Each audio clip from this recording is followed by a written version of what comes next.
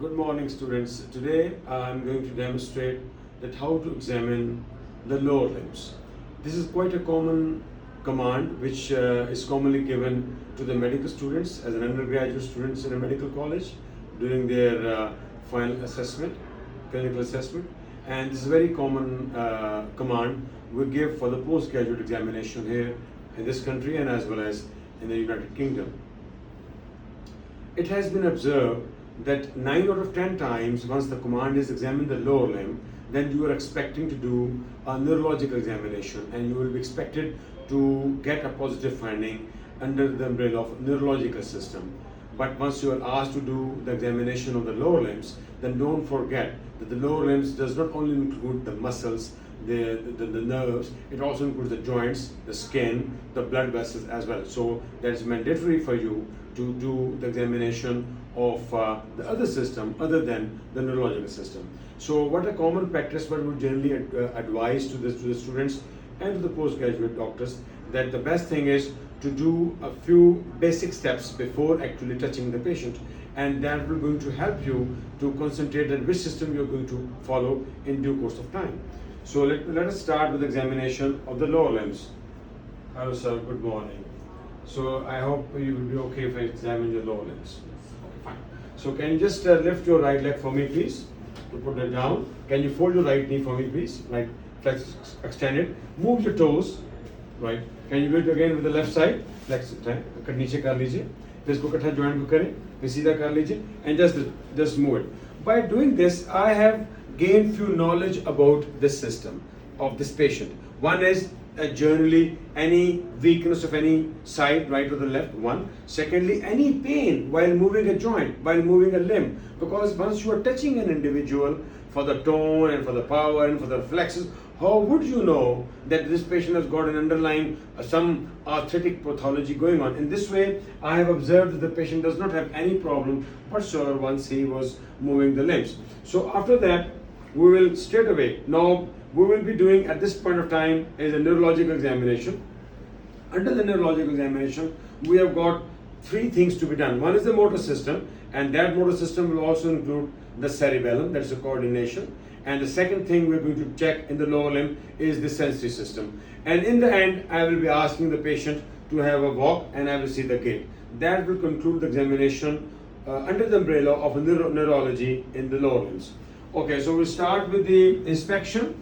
The ideal is that the patient should be wearing a short, but again, you have to maintain the dignity of the patient and expose as much as possible. The best thing is to expose up to the upper thigh on both the sides. In that way, you will be able to see the quadriceps muscles very clearly once you are checking the tendon jerks at the knee level.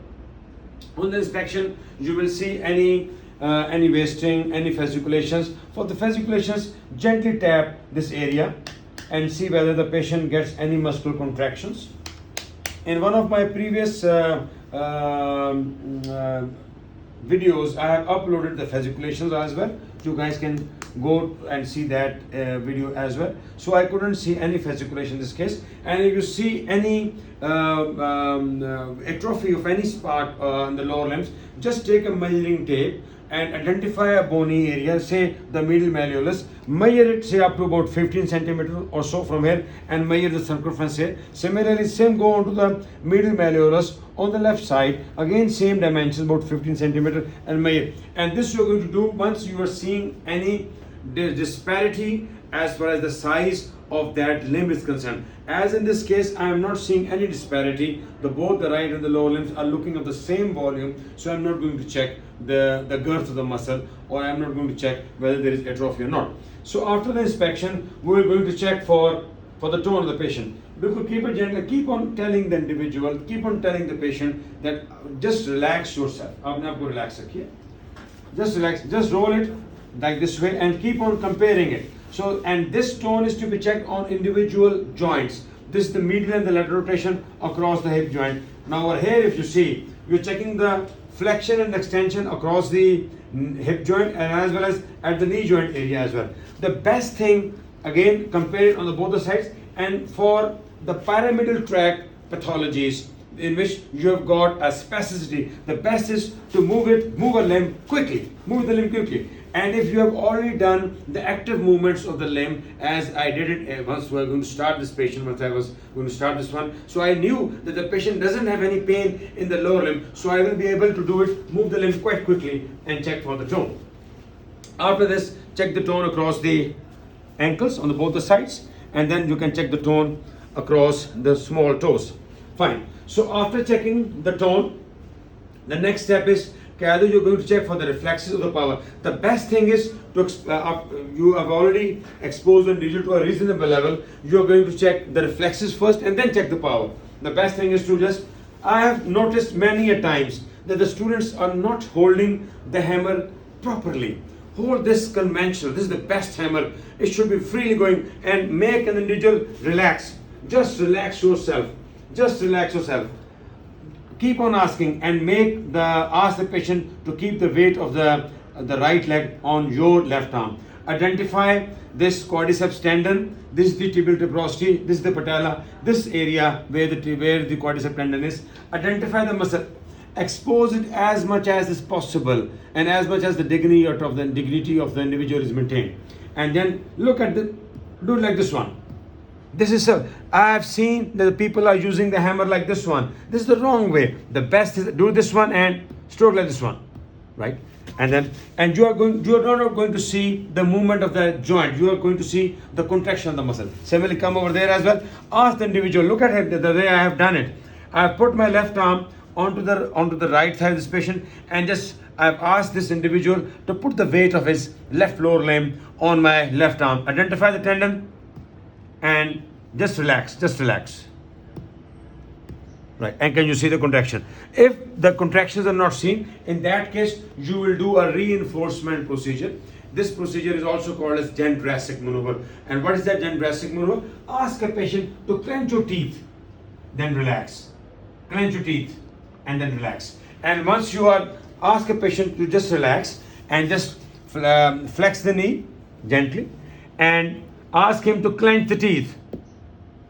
And once he has clenched the teeth, and once I did this tendon jerk on the left knee area, and that was quite reasonably elicitable. Then we go on to the ankle jerk. This is the one way of doing to put the limbs in this way and make him relax. Another way, especially in females, best thing is to put the limb over there onto the opposite. In that case, again, all because of dignity. In this case, this is the best way to make him relax. And gently dorsiflex the ankle. I have seen medical students just hitting this one like this way. This is the wrong way. Just dorsiflex it. Bilkul relax ho jaye. Let me do that. Identify the Achilles tendon, and as you can see, there is a contraction of gastrocnemius and the soleus muscle. Just relax yourself. And meanwhile, as I showed you earlier, on the very first interaction with the patient, after taking the permission, I asked him to move the limbs. So in that case, I had already had a knowledge that the patient doesn't have any pain in any part of the body, and I could freely move the limb like this way as I'm doing it now. Gently dorsiflex it. Ask him to relax. Just relax. Identify, and like this one. 1 or 2 hits are sufficient for this one. And if you get any problem while you are examining the power, you are examining the tone, and you check the tendon jerks, if there is some sign of upper motor neuron disease, that means hyperreflexia, then you go for the plantar reflexes. For the plantar reflexes, the conventional teaching is you need to have an orange stick with you. Orange stick is just a conventional stick, you can take it, or you can have a small key with you, and you are going to stroke this area, the lateral border of the sole, and sweep it upwards. You can use this one as well.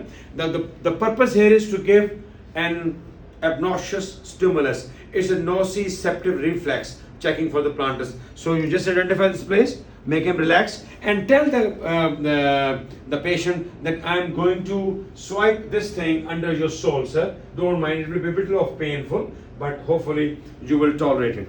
And then hold this foot, the limb with your left hand, and then sweep this area and go up this is the downgoing plantar, and same just repeat over there and sweep it like this one. This is downward plantar.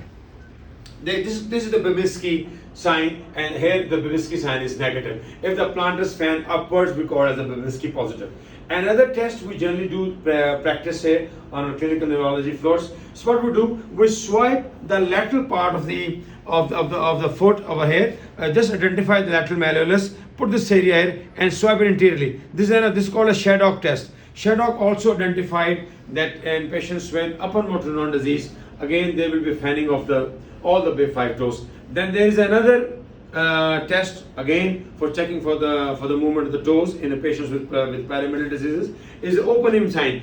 Just identify the shin area and then forcefully flex this area and go downwards and see the movements of the toes. In that case, if the patient has got a pyramidal disease, while doing this maneuver forcefully, there will be fanning of the toes on that side. Similarly, identify this place and forcefully go down and see the toes whether it goes or down. This is the open limb sign. Then the fourth one is the Gordon's reflex. In the Gordon's reflex, identify this area. This is the lower end of soleus and the gastrocnemius, and just sweep this area and press forcefully the Achilles tendon and see the movement of the toes over there as well, and just squeeze this area and see the movement of the toes. So after checking the tendon jerks and after checking the plantar reflex, you go into the power. In the power, you have to check the muscles, moving the hip joint, moving the knee joint, moving the ankle joint, and the small toes of the feet. So asking the patient to lift this leg up for me, please. Keep it like this one. Keep it and don't let me push it down. Push up, pull up, push up. Okay, fine, great. For this one, don't let me push it. Okay, fine, that's good. Can you just push my hand down, sir, forcefully? Okay, fine. This is the extension across the hip joint. Push me down, sir. This is the extension across the hip joint. Okay, then we go on to this side, and what we will going to do now, we will just spread this like this one, and we will ask a patient to approximate the both ankles. This is the approximate टांगे जोड़िए, टांगे जोड़ने जोर लगाएं. This is the adduction across the hip joint. आप पैर इकट्ठा करके आप टांगे खोलिए, टांगे खोलें. This is the abduction across the टांगे खोलिए, जोर लगाइए. This जोर लगाएं, लगा के रखिए, ठीक हो गया. This is the abduction across. This concludes the power across the hip joint. Now just flex this area, and ask the patient to kick me or push me. Right? This is the push करें मुझे. This is the extension across the knee. This is the function of the quadriceps. And again push करें, शाबाश, ठीक हो गया. Then flex this one area and ask the patient to touch this area of the thigh with your heel. इसको touch करें, जोर लगाएं. In this case, the component of flexion across the hip joint is minimized, and here you will be checking the pure flexion across the knee joint. आप अपने इस heel को इसके साथ टच करने की कोशिश करें, जोर लगाइए, फाइन, ठीक हो गया. ऐसे करें, आप इस heel को यहाँ पे टच करें, जोर लगाइए. Another way of doing it, if is what you do, ask a patient to flex this one area and don't let me straight. इन्हें बताएं कि टांग को ऐसे रखें and don't let me pull your leg again. इसको खींच के रखें, अपना टांग खींच के रखें, जोर लगाइए, खींच के. This is another way of checking for the flexion across the knee. जोर लगाइए अपनी तरफ, सीधा कर लीजिए. Then we go on to the across the ankle. अपने toes को अपने pull back करें. Keep it like this one and check the dorsiflexions. Okay, fine. Can you just do the plantar flexion for me, please? नीचे जोर लगाइए, जोर लगा के रखिए, right? जोर लगा के रखिए, right? अच्छा. Now this is the plantar flexion, and that is the function of the tibialis posterior as well as the gastrocnemius and the soleus. Can you just turn the feet like this one inside? पैरों को अंदर मोड़ के दिखाएं, ऐसे करके मोड़ें. This is the inversion. And this is quite a sometimes tedious movement you are asking for a patient to do, but still if it's possible, do for this one, and don't let me make it straight. Force करें, मोड़ के रखें, right? And can you just turn your feet like outwards? This is the eversion. मोड़ के रखें, शाबाश, मोड़ के रखें. Now this is the eversion. Okay, fine. So this concludes the power component of the motor system. After this, you have checked the reflex, you checked the tone, you have done the inspection as well. Now comes is this cerebellum. Right. If there is as the patient is one of medical personnel, he told me that you're going to check for the clonus.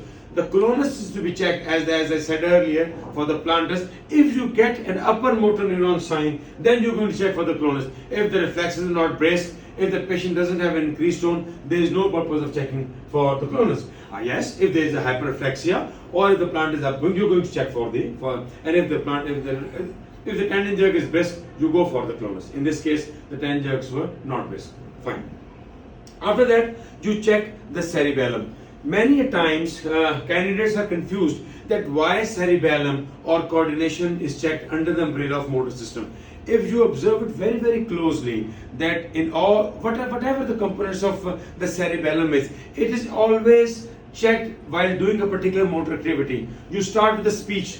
That's the motor activity. You're checking for the dysarthria. You check for the nystagmus. You're asking a patient to move the muscles. Similarly, in the lower limbs, you're checking for the heel sheen test. Again, that is a motor activity. You're going to do that. So in that case, just tell the examiner, the candidate in a very lenient manner कि मैं आपकी टांग को ऐसे छूंगा, फिर heal को मैं अपने घुटने पे रखूंगा, फिर इसको नीचे नगर के नीचे लेके जाना है, फिर अगर के वापस लेके अपने हील पे आना है, अपने नी एंकल पटेला पे आना है, और फिर वापस अपनी जगह पे रख देना है. तो please can you just do it for me please. Okay, and आप वापस आ जाए, नीचे रख दीजिए, दूसरी टांग से करें, यहाँ पे रखें, फिर नीचे लेके जाए. See the moment whether he is doing it properly or not. And if the patient has got a cerebellar abnormality, what will going to happen? Just I'm going to demonstrate it. He will just do the something like this one, like put it over there, and then he will just do like this one. This is the way if the patient has got an abnormal right lower limb cerebellar sign. After this, there's sometimes people also do that. You ask the patient to touch with your big toe my finger, please. Can you touch the big toe with my finger, please? Touch करें, नीचे लेके जाए, फिर touch करें, नीचे करें, दूसरे हाथ से करें, नीचे करें. This can also be done for check for the cerebellar system. And finally, cerebellar system will be best checked also once you are asking the patient to walk on a ground. Once you're checking the gait, you can check the cerebellar system. After this component of the motor system, you are checking for the sensory system. So what are the things for the sensory system? You need to have the neuropins as well, because and these neuropins are pointed needles, but they will not pierce the skin, and that will not lead to the damage to the patient, and they will not cause the bleeding. And the substitute to that, I've used some of these structures with me. They are basically the modified tongue depressors, which are painful, but they will not going to prick the skin, and it will not going to cause the bleeding. For the sensory system, I generally I divide sensory system into three components as a whole. One is called as the superficial sensory system or superficial sensations. Second is the deep sensations, and third is the cortical sensations. In this case, while you are examining the lower limbs, I am going to utilize all these three things, and just let's see what I do here. For the superficial sensations, you do a light touch. For a light touch, you use a cotton. So that cotton should be available everywhere with you. So you can use a cotton here. And in this case, you are checking each dermatome. Dermatome is that part of the skin that is supplied by the one spinal nerve. So in the lower limbs, how many dermatomes we have got? Well, the L1 is where the M1 ligament is. L2 is where your pocket is. L3 is the medial side of the upper thigh. L4 is this area, on the medial side of the leg up to this place, just below the medial malleolus. L5 is the lateral part of the leg and going up. S1 is this area, this portion is S1. And this S1 goes up to this area. And from the mid leg is S2 going close to the buttocks area, and S3, 4 and 5 encircles the perineal area. So coming to the sensory component, the sensations, in that case the exposure has to be there. Most of the time during the examination we can hardly actually expose up to the upper or the mid thigh. So in that case you can check for the S3. For the S3 you check or put the cotton there and see whether the patient feels the pain, feels the touch. आपको महसूस हो रहा है जी? Can you feel over here? And before touching it, always tell the candidate that I am going to touch this thing, cotton bud, to the skin. Then is the L4 over there. This is L5. You can also check the L5 over there also. Same, right? Yes. Then is the S1 over there. And S1 over there. Yes. And if you can do it, you can check for the S2 over there. Can you feel the touch, sir? Yes. So this is the light touch, you're going to do that. Then comes the crude touch. Crude touch means that you are putting something which patient, and tell the patient what I'm going to do that. ये एक wooden एक stick सी है, मैं आपको ये touch करूँगा, right? It will just feel like, can you feel ever it? Just like this one. Again, L1, L2, yes. L3. So over there, क्या महसूस हो रहा है आपको? Yes. Yes. Yes. Yes. Yes. Yes. Yes. Yes. Yes. So this is the crude touch, you are doing it, and this crude touch is, again, this is basically spinothalamic tract which is taking the sensation up. The light touch is taken up by the posterior column. After this, you go for the pain sensations. For the pain, you have got a neuropins, or if you don't have a neuropins, you can take a one blunt object which will not pierce the skin, but it will generate the pain sensations. But before that, touch the patient, tell the patient that I am going to touch this one with the skin. Is it okay with you? Yes. Okay, fine. So again, L1, L2, and L3. Again, touch it and feel whether the pain is there. Yes. Can you feel a prick here? Yes. Can you feel a prick here, sir? Yes. Again, L4. Yes. Right. Can you feel a prick here? Yes. This is L5. Yes. You can check the L5 over here as well. Yes. Same. Yes. And then comes the S1. Can you feel here? Can you feel the pain here? Yes. Again, you lift up and feel the S2. Yes. Yeah, absolutely. Can you feel the pain here? Yes. Right. So this is the pain sensation. This concludes portion of the superficial sensations, and finally the temperature sensations. For the temperature sensations, I generally use this hammer. This metal piece is generally cold. So tell the patient that I'm going to touch this thing, and you let me know whether you feel any cold or hot. Please close your eyes. मुझे बताइए कैसा महसूस हो रहा है? ठंडा. अभी कैसा लग रहा है? ठंडा. Right. So अभी कैसा लग रहा है? ठंडा. अभी बताइए. ठंडा. So this gives you कि he's saying ठंडा in our language, means कि he is feeling cold or something cooler thing here. So after this we go on to the deep sensations. For the deep sensations, we have got two sensations we're going to check. One is the vibration sense and one is the position sense. For a vibration sense, you need to have 124 hertz tuning fork with that to check for the vibration sense. And for the vibration sense, you need to identify the bony areas like medial malleolus or lateral malleolus, or you can identify the tibial tuberosities, or you can even identify the patella also. You use the 124 hertz. After this, after the vibration sense, you go on to the position sense. For the position sense, very common conventionally, we tell the patient, just move your toes for me please. Fine. ये to को मैं ऊपर करूंगा, this means it is towards you. ये to को मैं नीचे करूंगा, इसका मतलब ये टो नीचे की तरफ है. इसको ऊपर कहते हैं, इसको नीचे कहते हैं, okay? And show this movement with the eyes open. The patient should be seeing it कि ऊपर क्या है, what is up and what is down. Now just close your eyes and don't see me. Tell me ऊपर है कि नीचे? नीचे. All right, again tell me that. नीचे. Okay, fine. So keep on actually do a trick with the patient as well. Just don't do alternate नीचे ऊपर कर. Don't do down and up. Just trick the individual just to see that. अभी किधर है? नीचे. अभी कहाँ पे? ऊपर. Right. So this is the position sense, and this is traveled through the bigger fibers, peripheral nerves, to the posterior column, to the brain. After this, we go on to the cortical sensations. So what are the cortical sensations?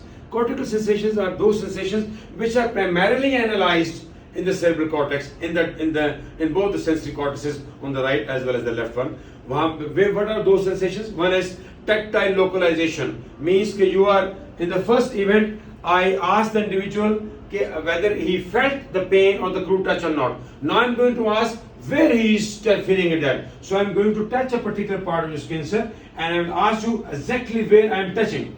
Where I am touching? Lower limb. Which side? Uh, Right limb or lower limb? right limb. Right. Now you let me know which area I am touching. Left lower limb. Right. So this is the tactile localization. Means that he is identifying the spot where you are actually touching it. So just to briefly do another thing. अभी कहाँ पे touch किया मैंने? Left side. किस जगह पे? Left कौन से? Left foot पे. अभी कहाँ पे? Right foot पे. Right. So this is tactile localization. Then go on to the 2-point discrimination. 2-point discrimination, generally speaking, this is again a test of an intact parietal lobe, the sensory cortex. You take two things, like this one, I generally do it, and you touch both the areas and ask the individual whether he's feeling a 1 or 2. How many sensations you are feeling? 2. Two. Over here, 2. So that means the 2-point discrimination is intact in this patient. Here I am going to inform to the students is that more a particular part of the body is represented in the homunculus, that means the cerebral cortex. More finer movements, that part can do that, number one, and more precise sensations, you can have that. On the back of a trunk, you will be surprised to note that even if the two sensations are provided simultaneously up to 4 centimeters, and still the individual will tell us that only one point is being stimulated. So 2-point discrimination is more prominent, especially in the head area, in the upper limbs, as well as in the upper portion of the lower limbs. So after this, we have got graphesthesia and stereognosis. For graphesthesia and stereognosis, generally once you are examining the upper limbs, you check those portions of the cortical sensations in the upper limbs. In the lower limbs, you don't need to check for the stereognosis and the graphesthesia. And finally, we ask a patient to have a walk, and we shall see how the walk is. In that case, in the next video, I am going to tell you what are the different gait abnormalities you will expect in patients with neurological diseases. In the end, I will thank you very much, sir, for your cooperation. Thank you very much. So guys, bye-bye.